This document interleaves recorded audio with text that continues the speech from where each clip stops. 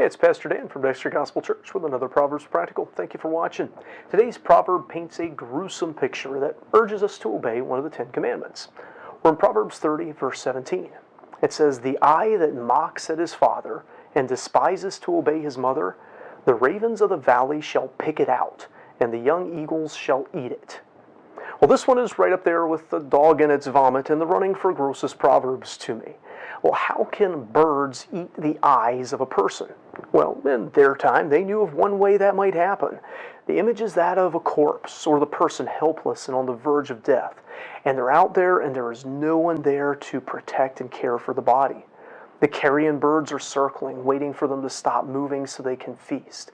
Perhaps the person dies on the battlefield and there were too many fallen or too much fighting left to do for the bodies to be dealt with immediately. Or perhaps they were simply alone in the wilderness and they fell there.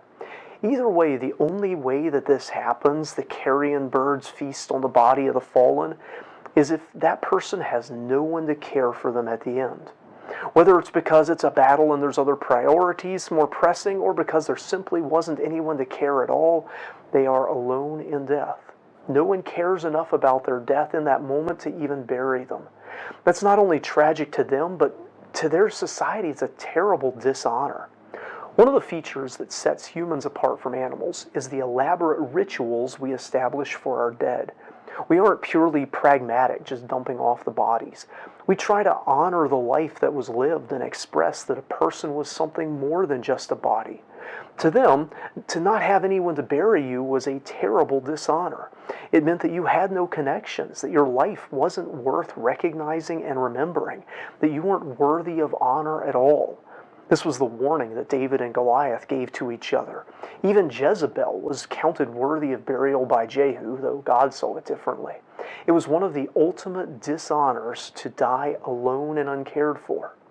And who did this proverb see as likely to meet such a fate? It's the person who scorns his father and won't listen to his mother. Our eyes are spoken of as the windows to our souls. When someone is mocking or despises someone, they might roll their eyes at them. This says that the person who rolls his eyes at his father might have that very eye eaten by a carrion bird. The person who sneers at or despises to do what his mother says heads toward the same fate. And why would this behavior of mocking or despising our parents lead to such a grim fate? Well, our earliest and most natural tie is to our parents. We may not live with them for our whole lives, but they were the first people we knew. Not only that, but we're commanded by God in the 10 Commandments to honor our parents and then later to obey our parents. It's one of the foundation stones of all society and all of our other relationships. So if we destroy this first and earliest relationship, how likely are we to have good relationships after that? The person who cuts themselves off from their own parents by their scorn and contempt isn't likely to be a person that has healthy relationships with other people. And so they live alone and ultimately they die alone. It's really important that we treat our parents with respect. We may not agree with them about everything. We may not approve of everything we do. We're well aware of their weaknesses and failings precisely because we spent so much time so close to them. We know their weaknesses and failings and faults probably better than anyone except they themselves.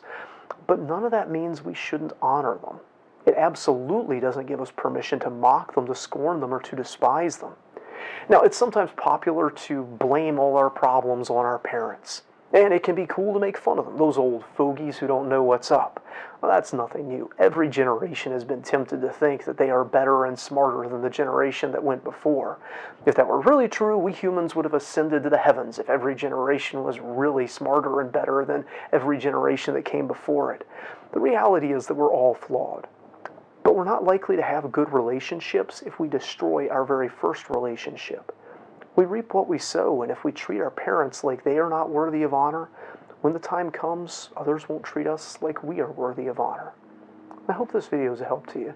If so, give it a like. If you haven't already, subscribe to our channel for more insights from the Scriptures. Until next time, hope you stay well and honor your parents.